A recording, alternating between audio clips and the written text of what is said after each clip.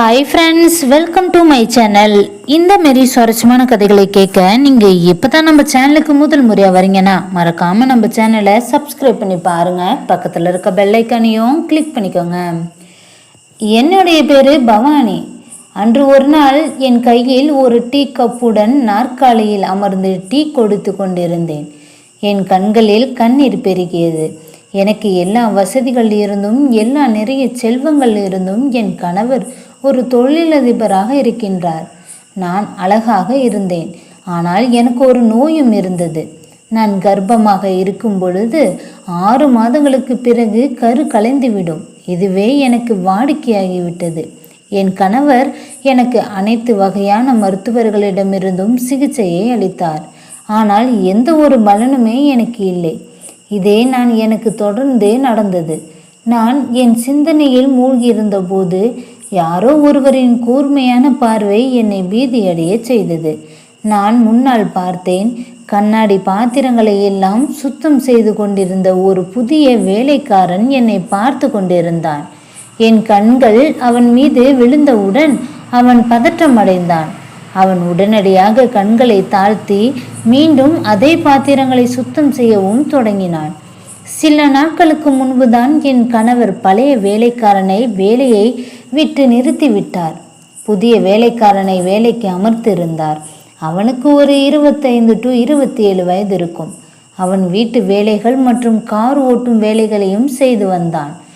என் கணவர் அவனை என் வேலைகளை செய்ய மட்டுமே அமர்த்திருந்தார் என்பதை நீங்கள் புரிந்து கொள்ளலாம். நான் எங்கு செல்ல வேண்டியிருந்தாலும் நான் அந்த இளைஞனுடனே செல்வேன். நான் காரின் பின் இருக்கையிலேயே அமர்ந்திருந்ததனால் அவன் ஏதோ ஒரு சாக்கு போக்கில் என்னை பார்த்து கொண்டிருப்பதை உணர்ந்தேன். நான் அவனை பார்க்கும் போதெல்லாம் அவன் உடனடியாக தனது தோற்றத்தை மாற்றிக்கொள்வான். நான் எப்பொழுது ஏதாவது ஆழ்ந்த சிந்தனையில் மூழ்கியிருப்பேன். என்னுடைய இந்த நோயால் என் கணவர் என்னை வெறுக்க தொடங்கிவிட்டார். என் கணவர் மட்டுமல்ல, முழு உலகமும் என்னை வெறுத்தது. நான் எந்த கூட்டத்திற்கு சென்றாலும் பெண்கள் என்னை ஒரு தீண்டத்தகாதவள் போலதான் ஒதுக்கி வைக்கின்றார்கள். குறிப்பாக கர்ப்பிணி பெண்கள் என்னை ஒரு சூனியக்காரி போலதான் பார்க்கின்றார்கள். என் நிழல் கூட அவர்கள் மீது விழுந்ததால் அவர்கள் வயிற்றில் வளரும் குழந்தைகளுக்கு ஆபத்து ஏற்படலாம் என்று கூட நினைத்து என்னை ஒதுக்கியும் கொள்கிறார்கள். என் கணவர் மிகவும் பணக்கார தொழிலதிபர் என்பதால் அவரது தொடர்புகளும் காரணமாக எல்லோரும் என்னை பொறுத்து கொள்ள வேண்டிய கட்டாயமும் ஏற்பட்டதாலும் கூட்டங்களில் இருந்தவர்கள் என்னை பொருட்படுத்தி கொள்வார்கள். அப்போது எனக்கு தெரியும் நான் இந்த இரவில் ஒரு விருந்திற்கு செல்கின்றேன் என்று. ஆனால் பல பெண்கள் என்னிடம் சரியாக பேசக்கூட விரும்பவில்லை. ஏனென்றால் நான் கர்ப்பமாக இருக்கும் போதெல்லாம் என் குழந்தை 6 மாதங்களுக்கு பிறகு கலைந்துவிடும் என்பது அனைவருக்குமே தெரியும். இது ஒரு பெண்ணுக்கு மிகப்பெரிய பிரச்சனை. 6 மாதங்கள் அவள் ஒரு குழந்தையை தன் வயிற்றில் உணர்ந்து கொள்கின்றாள். பின்னர் அக்குழந்தை உலகத்தை பார்க்காமலேயே கலைந்துவிடும் போது அவன் மனம் கனமாகிவிடும். நான் என் கண்ணீரை துடைத்துவிட்டு என் கையில் இருக்கின்ற காலியான கப்பை மேசையின் மீது வைத்தேன். வீட்டில் எனக்கு ஒரு வேலையுமே இல்லை. ஒவ்வொரு வேலைக்கும் வேலைக்காரர்கள் இருந்தார்கள். ஆனால் நான் இப்பொழுது அந்த எண்ணங்களுக்கு பலியாகிவிட்டேன். கோகுல் இரவில் வீட்டிற்கு வந்தபோது என் சோகமான முகத்தை பார்த்து அவன் நெற்றியில் விசித்திரமான சுருக்கங்களும் தோன்றியது. கோகுல் என் அப்பாவின் தொழிலை கவனித்துக் கொள்கின்றார். கோகுல் என் குழந்தையின் தந்தையின் அலுவலகத்திற்கு வேலை பார்த்து கொண்டிருந்த சமயம் நான் அங்கு அடிக்கடி சென்று வந்ததனால் எங்கள் இருவருக்குமே காதலும் ஏற்பட்டது. எங்கள் காதலை எனது அப்பாவிடம் நான் சொன்னபோது அவரும் ஏற்றுக்கொண்டார். பின்னர் நாங்கள் திருமணமும் செய்து கொண்டோம். அவரது அப்பாவுக்கும் எந்த ஆட்சேபனையும் இல்லை. எங்களுக்கு திருமணம் முடிந்து 8 ஆண்டுகளும் ஆகின்றது. இந்த 8 வருட காலத்தில் நான் 4 முறை கர்ப்பமாகி விட்டேன். ஆனால் 4 முறையும் என் குழந்தை 6 மாதத்திலேயே கலைந்துவிடும். கோகுல் எனக்கு சிகிச்சை அளிக்க எடுக்காத முயற்சிகளே கிடையாது. அவர் என்னை சிகிச்சைக்காக வெளிநாடு கூட அழைத்து சென்றார். ஆனால் என் நோய் தீரவே இல்லை. கோகுல் எப்பொழுதுமே எனக்கு ஃபோன் செய்து நமக்கு திருமணமாகி 8 வருடங்கள் ஆகின்றது. ஆனால் இப்போது நான் உன்னை பார்த்து சோர்வடைந்து விட்டேன் என்று கூறி கேலியும் செய்தார். எனக்கு இவ்வளவு சொத்து இருக்கு, ஆனால் இந்த சொத்துக்கு எனக்கு வாரிசு இல்லை. எதிர்காலத்திலையும் வாரிசு வரும் என்று எனக்கு எந்த நம்பிக்கையுமே இல்லை. இவ்வளவு பணத்தை வச்சு நான் என்ன செய்வேன்? நான் செத்து போனால் எல்லாமே மற்றவர்களுக்கிடையே ஒப்படைக்கப்படும் என்று அடிக்கடி கூறிக்கொண்டே இருப்பார். இன்னைக்கு கூட அப்படித்தான் அவர் சொல்றதை கேட்டுட்டு நான் அமைதியாக உட்கார்ந்திருந்தேன். நான் அவரிடம் என்ன சொல்ல முடியும்? கடந்த 2 வருடங்களாக அவர் என்னை அப்படித்தான் கேட்டுக்கொண்டிருக்கின்றார். ஆனால் நான் முற்றிலும் அமைதியாகத்தான் இருந்தேன். அவருடைய வார்த்தைகளின் அர்த்தம் எனக்கு நன்றாகவே தெரியும். அவர் என்ன விரும்பினாலும் எந்த நிலையிலும் இதை செய்யத்தான் அவரை அனுமதிக்க முடியாது. 2 வருடங்களாக அவர் என்னிடம் மறைமுகமாகத்தான் சொல்லி கொண்டிருந்தார். ஆனால் இன்று அவர் வெளிப்படையாக சொல்லிவிட்டார். அவர் மீது வேறு ஒரு திருமணம் செய்து கொள்ள விரும்பதாக சொன்னார். நான் அழ ஆரம்பித்த போது, கோகுல், நீங்கள் என்ன சொல்றீர்கள்? நான் அவர் கையை பிடித்து இதை செய்யாதீர்கள் என்றேன். நீங்கள் என்ன நினைக்கின்றீர்கள்? குழந்தை இல்லாத துக்கம் உங்களுக்கு மட்டும்தான் இருக்கா? எனக்கும் இல்லையா? என் குழந்தை கருவிலேயே இறந்த பிறகும் கூட இப்படிப்பட்ட மோசமான மனப்பான்மையை நான் பொறுத்து கொள்கின்றேன். அதற்கு மேல் எனக்கு இன்னொரு கொடுமையும் செய்ய நீங்கள் துணிந்து விட்டீர்கள். இந்த வீட்டிற்கு ஒரு இரண்டாம் மனைவி அழைத்து வர நினைக்கின்றீர்கள் என்று கூறி கதறி அழுதாள். அப்போது கோகுல் என் மீது காதல் கொண்டிருந்ததால் நான் கடந்த 8 வருடங்களாக இதை என்னிடம் சொல்வதை அவர் தவிர்த்து வந்தார் என்றுதான் நினைத்தேன். ஆனால் அவர் ஒரு ஆண், அவரால் எதையும் செய்ய முடியும். என் வீட்டில் வேறு எந்த ஒரு பெண் வருவதையும் என்னால் பொறுத்து கொள்ள முடியவில்லை. என் கணவரை வேறு யாருடன் பகிர்ந்து கொள்ளவும் எனக்கு பிடிக்கவில்லை. இதற்கு தான் நான் பயந்தேன். பெண்ணாகிய நீங்கள் சிறிய விஷயங்களுக்கு அழுவதன் மூலம் உங்கள் இதயத்தின் பாரத்தையே குறைக்கின்றீர்கள் என்பது உங்களுக்கு ஒரு ப்ளஸ் பாயிண்டாக இருக்கின்றது. ஆனால் நான் என்ன செய்ய வேண்டும் என்று நீயே சொல். எப்படி இருந்தாலும் எனக்கு குழந்தை வேண்டும்தான். நான் இன்னும் பல வருடங்களை வீணடித்தால் அது மிகவும் கடினமாகிவிடும். நான் கோகுலிடம் நீங்கள் என்னை எப்படி நடத்துகின்றீர்கள் அப்படியே நடத்துங்கள். இப்போதே நீங்கள் என்ன வேண்டுமானாலும் செய்யுங்கள். நான் ஒருபோதும் மறக்கவில்லை. அப்போது என்னை இந்த சிக்கலில் சிக்க வைக்காதீர்கள் என்றேன். இந்த முறை அவன் என் 2 கைகளிலிருந்து தன் கையை இழுத்து கொண்டு எழுந்து வெளியே சென்றார். நான் இரவு முழுவதும் அழுது கொண்டே இருந்தேன். காலையில் என் கண்கள் மிகவும் வீங்கியிருந்தன. நான் விழிப்பதற்குள் கோகுல் வெளியேறிவிட்டார். நான் அறையை விட்டு வெளியே வந்தவுடன் வேலைக்காரி காலை உணவை பற்றி என்னிடம் கேட்கவும் ஆரம்பித்தாள். நான் எதுவும் சாப்பிட விரும்பவில்லை. ஒரு கப் டீ மட்டும் கொடு என்றேன். நான் ஹாலில் உள்ள சோபாவில் அமர்ந்து அங்கு அந்த வேலைக்காரன் கண்ணாடி மேசையையும் பூந்தொட்டியும் துணியால் சுத்தம் செய்து கொண்டிருந்தான். என் கண்கள் வீங்கியிருந்தது. நான் அவனை பார்த்து, அவன், உங்களுக்கு ஏதாவது பிரச்சனையா? நீங்கள் ஏன் எப்பவுமே சோகமாக இருக்கிறீர்கள் என்றான். நான் அவனை விசித்திரமாக பார்த்து, உன் வேலையை பார், நான் எப்படி இருக்கின்றேன், நான் எப்படி இல்லை என்று நீ இதில் ஆர்வம் காட்ட தேவையில்லை என்று சொன்னேன். அவன் தோள்களை குலுக்கி ஆழ்ந்த மூச்சை எடுத்து மீண்டும் பூத்தொட்டியை சுத்தம் செய்யவும் ஆரம்பித்தான்.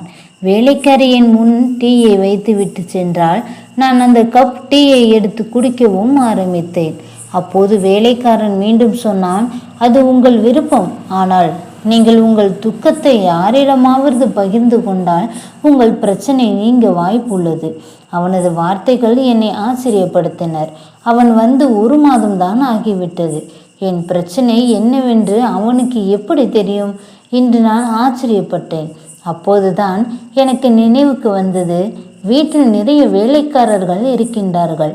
யாராவது அவரிடம் சொல்லியிருக்கலாம். அல்லது இரண்டாவது எண்ணம் என் மனதில் வந்தது போல், ஒருவேளை அவனுக்கும் என் பிரச்சனையை தீர்க்க வேண்டிய ஒரு சாமர்த்தியம் இருந்திருக்கலாம். நான் அவனிடம், இங்கே வா, நான் சொல்வதை கேள் என்றேன். அவன் இதற்காகவே காத்திருப்பதைப் போல உடனடியாக அவன் நான் சொன்னவுடன் துப்புரவு துணியை ஒதுக்கி வைத்துவிட்டு என் அருகில் தரையில் அமர்ந்து பேச ஆரம்பித்தான். எனக்கு என்ன பிரச்சனைன்னு உனக்கு எப்படி தெரியும்? நான் ஏன் இப்பொழுதும் சோகமாகவும் கவலையாகவும் இருக்கிறேன் என்று உனக்கு யார் சொன்னது? நான் கேட்ட பிறகு அவன் உங்களை பற்றி எல்லா விஷயத்தையும் வேலைக்காரி மூலம் தெரிஞ்சுக்கிட்டேன். நீங்கள் எப்பவும் ரொம்ப சோகமாகவே இருக்கின்றீர்கள். அவள் சொன்னாள். இந்த பிரச்சனைக்கு உங்ககிட்ட என்ன தீர்வு இருக்குன்னு நான் கேட்டேன். என் வார்த்தைகளை கேட்டவுடன் அவன் கண்களை தாழ்த்தி, இந்த பிரச்சனைக்கு ஒரு தீர்வு இருக்கின்றது, ஆனால் அதை விட்டுடுங்க, இந்த வேலையை உங்களால் செய்ய முடியாது என்று சொன்னான். நீ சொல்வது நான் என்ன வேலை செய்ய முடியும் என்று கேட்க, நான் சொல்றதை கேட்டவுடன் அவன் எழுந்து நின்று, மேடம், நீங்கள் அந்த வேலையை எப்போது செய்ய வேண்டியதுன்னு எனக்கு தெரியும் என்றான். இப்படி சொல்லிவிட்டு அவன் போய்விட்டான். நான் என்ன வேலை செய்ய முடியாதுன்னு ஆச்சரியமா அவனை பார்த்துட்டே இருந்தேன். எனக்கு மிகவும் கடினமான சிகிச்சைகளில் மருத்துவர்கள் மருத்துவமனையிலிருந்து சாமியார்கள் என்று நான் யாரையும் விட்டு வைக்கவே இல்லை. நான் போகாத கோயிலும் இல்லை, வேண்டாத சாமிகளும் இல்லை. நான் படித்திருந்தாலும் சாமியார்களை இன்னும் நம்பி உள்ளேன். அவர்கள் என்னிடம் என்ன சொன்னாலும் நான் அதை நம்புவேன். நான் எல்லாவற்றையும் செய்தேன், ஆனால் எதுவுமே நடக்கவில்லை.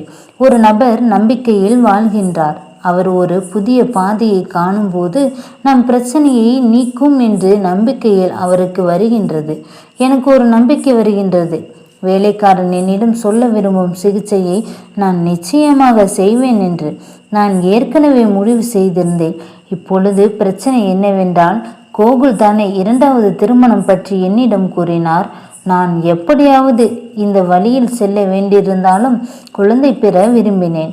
நான் என் கணவனை விட்டு வெளியேற முடியாது. அவரை வேறொரு பெண்ணுடன் சேர்த்து கொள்ளவும் என்னால் முடியாது.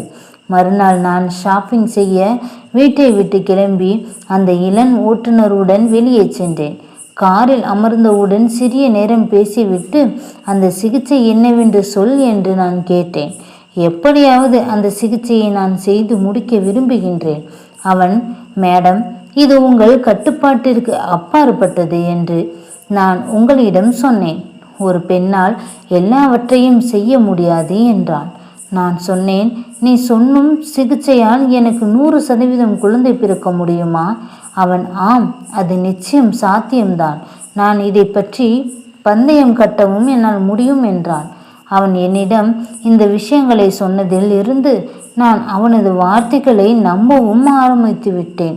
இதற்கு சிகிச்சை அளிக்கவும் டாக்டர் அல்லது சாமியார் யாராவது இருக்கின்றார்களா, அல்லது ஏதாவது கோயிலுக்கு போகுமா என்று கேட்க, அவன் என் வார்த்தைகளை கேட்டு சிரிக்க ஆரம்பித்து, இல்லை, நான் 3இல் யாருமே இல்லை. நீங்கள் அவர்களிடம் பலமுறை சென்று வெறும் கையுடன் தான் திரும்பி வந்திருக்கிறீர்கள் என்றான். மக்கள் இந்த 3 வகையான சிகிச்சைகளை மட்டும்தான் செய்கின்றார்கள் என்று அவன் கேட்டு எனக்கு ஆச்சரியமாக இருந்தது. அவன் எதை பற்றி என்னிடம் சொல்ல தயங்கினான், என்ன மாதிரியான சிகிச்சை என்றுதான் அவனிடம் திரும்ப நான் கேட்டுக்கொண்டிருந்தேன். ஆனால் அவன் என் கேள்வியை தவிர்த்து வந்தான். என் நோயை குணப்படுத்தும் எந்த வகையான சிகிச்சை என்று கேட்க நான் அவனை எவ்வளவு வற்புறுத்தினாலும் அவன் என்னிடம் சொல்ல தயாராகவே இல்லை. வீட்டிற்கு திரும்பியவுடன் என் திருமண வாழ்க்கையை தக்க வைத்து கொள்ள அந்த சிகிச்சையை பற்றி எப்படி அவனிடமிருந்து அறிந்து கொள்ளலாம் என்று நான் இரவும் பகலும் யோசித்து கொண்டே இருந்தேன். இந்த நாட்களில் கோகுல் என்னிடம் பேசவே இல்லை என்பதை நான் கவனித்தேன். வேலை முடிந்து வீடு திரும்பியவுடன் லேப்டாப்புடன் அமர்ந்திருப்பார். அதன் பிறகு நண்பர்களுடன் மொபைல் போனில் பேசி கொண்டிருப்பார். சில சமயங்களில் அரட்டை அடித்து கொண்டு இருப்பார். நான் அவருடன் ஒரு உரையாடலை தொடங்கினால் கூட அவர் முகம் சுளித்து அறையை விட்டு வெளியே சென்று விடுவார். இது எனக்கு பெரிய மனவேதனையை தந்தது. அதற்கு பிறகு ஒரு நாள் நான் அந்த டிரைவருடன் ஒரு ஷாப்பிங் மாலுக்கு சென்றிருந்தேன். அங்கு நான் கண்ட காட்சி என் இதய துடிப்பை நின்று போயிருந்தது.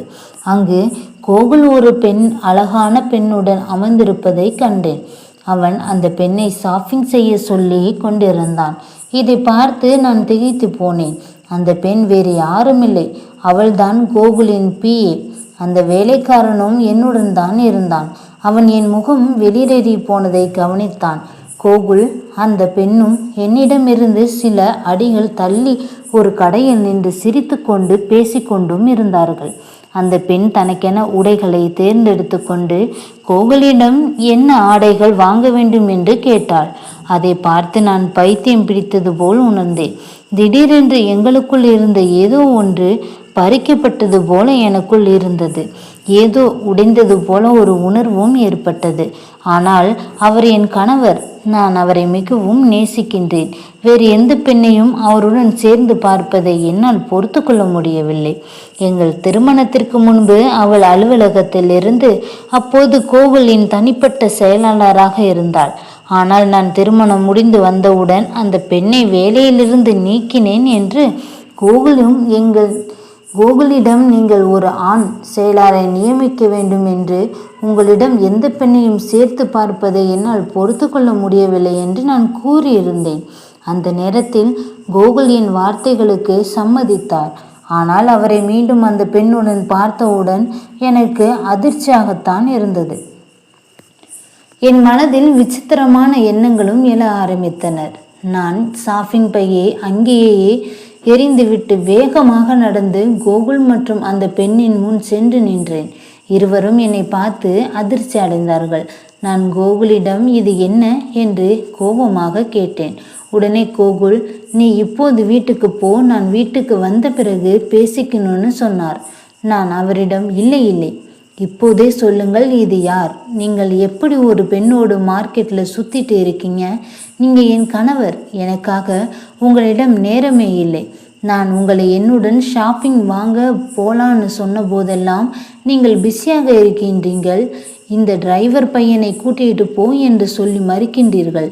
என் கோபம் உச்சத்தில் இருந்தது. என் பேச்சும் சத்தமாக மாறத் தொடங்கியது.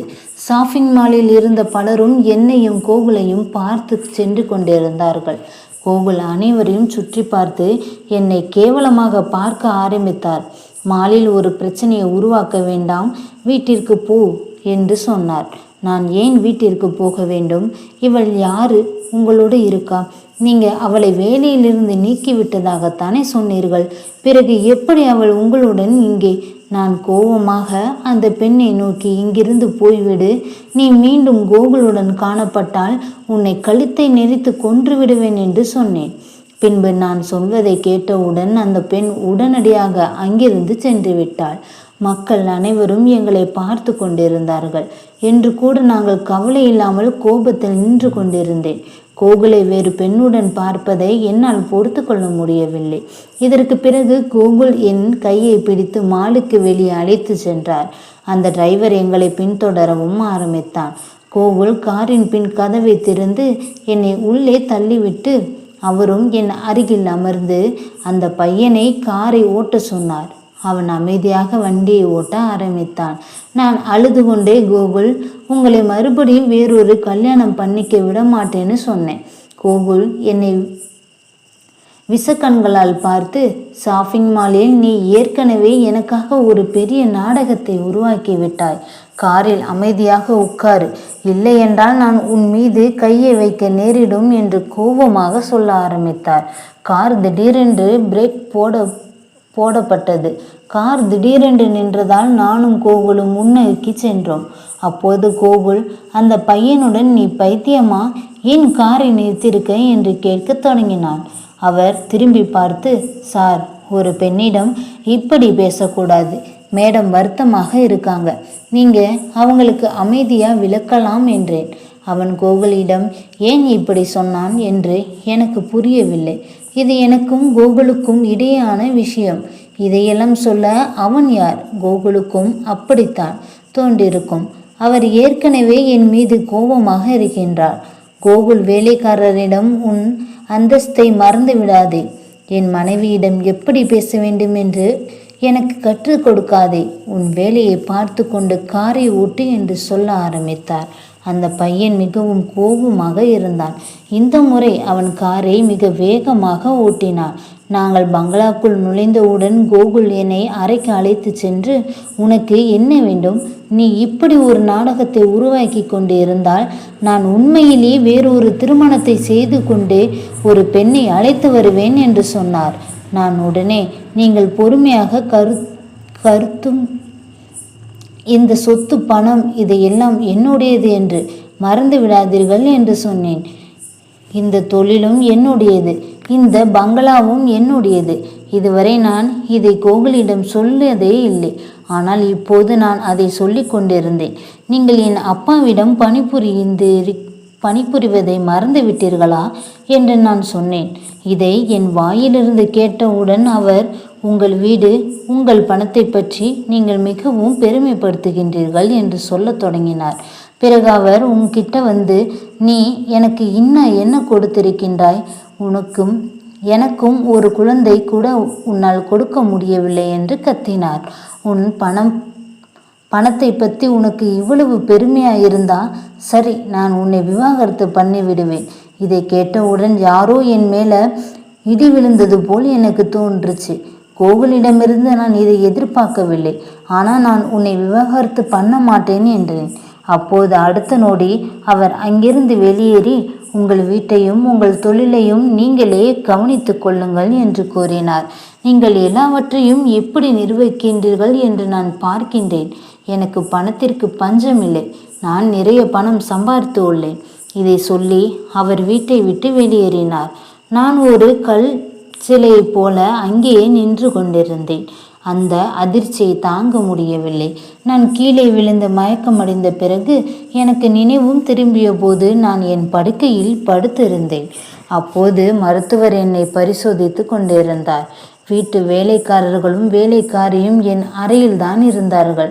சுய நினைவில் இருப்பதை கண்டவுடன் மருத்துவர், உங்களுக்கு என்ன ஆயிற்று என்று கேட்க ஆரம்பித்தார். நானும் வேறு வழியின்றி, எனக்கு அந்த நேரத்தில் ஒரு மாறி தலைச்சுற்றல் வந்துவிட்டது, அதனால் தான் மயங்கி விழுந்தேன் என்று கூறினான். நான் என்ன சொல்ல எனக்கு எதுவும் புரியவில்லை. நான் பதில் எதுவும் சொல்லவில்லை. அப்போது மருத்துவர் சில மருந்துகளை எல்லாம் மருந்து வாங்கி சாப்பிடுங்கள் என்று, நீங்கள் நன்றாக இருப்பீர்கள் என்று கூறினார். மருத்துவர்கள் வீட்டை விட்டு வெளியேறியவுடன் அந்த டிரைவர் பையன் வீட்டு வேலைக்காரியிடம் பழச்சாறு கொண்டு வர சொன்னான். வேலைக்காரியும் அறையை விட்டு வெளியேறினான். அந்த பையன் என்னை நோக்கி நடந்து வந்து, உங்கள் கணவரின் வார்த்தையை கேட்ட பிறகு நீங்கள் ஒரு பெரிய அதிர்ச்சியை சந்தித்து இருக்கின்றீர்கள் என்று எனக்கு தெரியும் என்று சொன்னபோது நான் அவனை ஆச்சரியத்துடன் பார்த்தேன். கோகுல் என்னிடம் என்ன விஷயங்கள் அறையில் சொல்லப்பட்டதால் அவனுக்கு எப்படி தெரியும்? இதெல்லாம் உனக்கு எப்படி தெரியும் என்று நான் கேட்டேன். அப்போது என் குரல் முற்றிலும் உடைந்து போயிட்டிருந்தது. உங்களுடைய பக்தி கவலையாக இருந்தது. ஆனால் பயந்து போய் உங்கள் அறைக்கு அருகில் நின்றேன். ஏன் என்று சார் கோபமாக இருந்தார். நீங்கள் கோபமாக இருக்கின்றீர்கள். உங்கள் மேல் எனக்கு ஒரு மரியாதை இருக்கின்றது. அப்போதுதான், அதனால்தான் உங்கள் உரையாடல் எனக்கு கேட்டது என்றார். அப்போது நான் அழ ஆரம்பித்தேன்.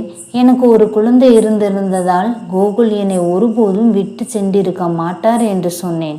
அப்போது நீங்கள் சிகிச்சை பெற்றதால் நீங்கள் ஒரு குழந்தையை பெறலாம் என்று அவன் கூறினான். கோகுல் இப்பொழுது என்னுடன் இல்லை. நான் இப்போது என்ன செய்வேன்? நான் எப்படி சிகிச்சை பெற்று குழந்தை பெற முடியும் என்று கேட்டேன். அப்போது அவன், நீங்கள் என்னை திருமணம் செய்து கொள்ளுங்கள், உங்கள் எல்லா கேள்விகளுக்கும் பதில் கிடைக்கும், ஒரு குழந்தை கிடைக்கும் என்று கூறினான். இதை கேட்ட பிறகு நான் முன்பு அவனிடம் சிகிச்சை பற்றி கேட்டபொழுது அவன் மறுத்து கொண்டே இருந்தான். இதுதான் அந்த சிகிச்சை என்று நினைத்து எனக்கு வார்த்தையே வரவில்லை. கோகுல், உங்களை விவாகரத்து செய்தவுடன் நான் உங்களை மணந்தால் உங்களுக்கும் ஒரு குழந்தை பிறக்கும் என்று அவன் சொல்லத் தொடங்கினான். அவனுடைய வார்த்தைகளை கேட்டவுடன் என் தலை சுற்ற ஆரம்பித்தது. இந்த அறையை விட்டு வெளியே போ என்று கத்தினேன். அவன், ஒரு வாய்ப்பு கொடுத்து பாருங்கள், நிச்சயம் உங்களுக்கு குழந்தை பிறக்கும் என்று கூறினான். நானும் சிறிய நேரம் யோசித்த பிறகு அவன் வார்த்தைகளுக்கு ஒரு முறை உடன்படுவதில் எந்த தவறும் இல்லை என்றுதான் நினைத்து கொண்டு சம்மதமும் தெரிவித்தேன். முழு நேரத்தையும் அவனுடன் கழித்தேன். இதையெல்லாம் தெரிந்து கொண்ட கோகுல் கோபத்தில் என்னை விவாகரத்து செய்துவிட்டார். நான் இந்த பையனை மணந்து எனக்கு உண்மையிலேயே ஒரு குழந்தை பிறந்ததால் நான் மறுபடியும் அவனை விவாகரத்து செய்துவிட கோகுலை மீண்டும் மணந்தேன். ஏனென்றால் அவன் என்னிடமிருந்து ஒரு குழந்தையை விரும்புவதால் அவன் என்னை ஏற்றுக்கொள்வான். நான் அதை பெறுவேன் என்று நினைத்து நான் இந்த வேலைக்காரரிடம் உன்னை திருமணம் செய்து கொள்வதில் எனக்கு எந்த ஒரு பிரச்சனையும் இல்லை என்று சொன்னேன். இதை கேட்டவுடன் அவன் மகிழ்ச்சி அடைந்தான். மாலையில் நான் அந்த வேலைக்காரனை மணந்தேன். அவரின் பெயர் சுகுமார் என்றுதான் முதல் முறையாக அவனுடன் பெயரை நான் அறிவித்தேன். இது என் விருப்பம் இல்லை என்பதால் நான் அவ்வளவு தயாராகவில்லை. இது கட்டாயத்தின் பெயரில் நடக்கும் திருமணம், அதாவது குழந்தைக்காக மட்டும்தான் இந்த திருமணம் நடக்கின்றது என்று அன்று இரவில் அவன் என் அறைக்கு வந்தபோது என் இதயம் வேகமாக துடிக்க தொடங்கியது. அப்போது அன்பினாலும் அல்ல பயத்தினாலும் ஒரு பெண் தன் வாழ்க்கையில் இன்னொரு ஆணை சேர்ப்பது மிகவும் கடினமாக இருக்கலாம். நானும் இதே போன்ற பிரச்சனைகளை எல்லாம் சந்தித்து உள்ளேன். அவனது உரிமைகளை என்னிடமிருந்து எப்படி பறித்து கொள்வான்? அதன் பிறகு அவனை நான் என்ன செய்வது என்று யோசிக்க ஆரம்பித்தேன். நானும் முழுவதும் அவனிடம் சரணடைந்தேன். 1 மாதத்திற்கு பிறகு அவன் கர்ப்பமாகிவிட்டாள். பின்பு என்ற பயனும் எனக்குள் இருந்து கொண்டே இருந்தது. 6 மாதங்களுக்கு பிறகு மீண்டும் என் குழந்தை கருக்கலப்பு ஆகிவிடுமோ என்று நான் கவலைப்பட்டு கொண்டே இருந்தேன். ஆனால் இந்த முறை அது நடக்கவில்லை. எனக்கு ஆச்சரியமாக இருந்தது, அதே நேரம் சந்தோஷமாக இருந்தது. 10வது மாதத்தில் எனக்கு ஒரு மகனும் பிறந்தான். நான் ரொம்ப சந்தோஷமாக இருந்தேன். ஆனால் மறுபடியும் அதே கேள்விகள் என் மனசில் ஓடிக்கிட்டே இருந்தது. இந்த முறை மட்டும் எப்படி எனக்கு 6வது மாதத்தில் எந்த ஒரு ஆபத்தும் வரவில்லை, உயிரோடு குழந்தையை பெற்றெடுக்க முடிந்தது? அப்போது சுகுமார் எனக்கு என்ன பண்ணினான் என்று கேட்கவோ அவன் சிரிச்சுக்கிட்டே, உங்களுக்கு குழந்தை வேணும்னு ஆசைப்பட்டீங்க, அது உங்களுக்கு இப்போது கிடைச்சி விட்டது. அதுக்கு என் மனசு போட்டு புலம்பிக் கொண்டே இருந்தீர்கள் என்று சொன்னான். பிறகு நான் அவனிடம் எனக்கு உன்னோடு வாழ விருப்பமில்லை என்று விவாகரத்து செய் என்று சொன்னேன். இதை கேட்டு அவன் என்னை ரொம்ப கோபமாக பார்த்தான். நான் கோகுலை காதலிக்கின்றேன், குழந்தைக்காகத்தான் உன்னிடம் கல்யாணம் பண்ணிக்கிட்டேன். எனக்கு உன்னுடன் வாழ விருப்பமில்லை. உன்னை மணந்து உண்மையிலே எனக்கு குழந்தை பிறக்குமா, நான் ஒரு தாயாக முடியுமா இல்லையா என்பதை பார்க்கத்தான் விரும்பினேன். நானும் ஒரு தாயாகிவிட்டேன். இனி நீ எனக்கு தேவையில்லை என்று நான் சொன்னதை கேட்டவுடன் சுகுமார் மிகவும் கோபப்பட்டு, நீங்கள் இவ்வளவு நாள் யாருடன் வாழ்ந்து கொண்டிருந்தீர்களோ அவர் ஒரு ஏமாற்றுக்காரன். அவனோ உங்களிடமிருந்து ஒரு குழந்தையை விரும்பவில்லை. ஒவ்வொரு 6 மாதங்களுக்கும் அவன் உங்களுக்கு ஒரு மருந்தை கொடுப்பான். ஆனால் உங்கள் குழந்தை இறந்துவிடும் என்று அவன் சொன்னான். இதை கேட்ட நான் அவனை ஆச்சரியத்துடன் பார்க்கவும் ஆரம்பித்தேன். நீ பொய் சொல்கின்றாய் என்றேன். அவன் நான் உண்மையைத்தான் சொல்கின்றேன் என்றான். உங்கள் கணவர் பணத்தின் பேராசைக்காக மட்டுமே உங்களை மணந்தார். அவர் ஒரு வெற்றிகரமான தொழிலதிபராக மாற விரும்பினார். ஆனால் திருமணத்தின் முன்பு அவருக்கு குறைந்த சொத்துக்கள் மட்டுமே இருந்தனர். ஆனால் அவர் உங்களை மணந்த பிறகு அவர் உங்களை நேசிக்கவில்லை. உங்கள் மாலில் அவருடன் பார்த்த பெண்ணை தான் அவர் நேசித்தார். உங்கள் கணவர் உங்கள் பணத்தை மட்டுமே பயன்படுத்தியுள்ளார். மேலும் இந்த பணத்திலிருந்து ஒரு நல்ல தொகையவும் சேமித்துள்ளார். அவருக்கு உங்களிடமிருந்து ஒரு குழந்தை பெற விருப்பமில்லை. இதை சொல்லிவிட்டு அவன் என்னிடம் போனை கொடுத்தான். அதில் கோகுல் அந்த பெண்ணுடன் திட்டம் வெற்றியாக பெற்றுள்ளது என்று போனில் பேசும் வீடியோ இருந்தது. இப்பொழுது அவனுக்கு நிறைய செல்வம் இருப்பதனால் நீங்களோ அல்லது நீங்கள் செய்யும் இந்த உதவியோ அவளுக்கு தேவையில்லை. உங்கள் கணவர் உங்களுக்கு விசுவாசமாக இல்லை. நான் இங்கேயே வேலை செய்ய ஆரம்பித்த போது இதையெல்லாம் கேள்விப்பட்டேன். அதனால்தான் நான் உங்களிடம் அனுதாபப்பட்டு ஆரம்பித்தேன். ஆனால் இந்த அனுதாபம் எப்பவும் காதலாக மாறி எனக்கு தெரியவில்லை. அப்போது என்னுடன் வாழ விரும்பினவர்கள் இதை சொல்லிவிட்டு சுகுமாரின் அறையை விட்டு வெளியேறினார். நானும் சுகுமாரும் அன்பாக நேசிக்க ஆரம்பித்தோம். இப்போது நாங்கள் அனைவரும் நலமாக வாழ ஆரம்பித்து விட்டோம். இந்த கதை பிடிச்சிருந்துச்சு அப்படின்னா லைக் அண்ட் ஷேர் பண்ணுங்கள். கீழே இருக்க கமெண்ட் பாக்ஸில் கமெண்ட் பண்ணுங்கள். தேங்க்ஸ் ஃபார் வாட்சிங்.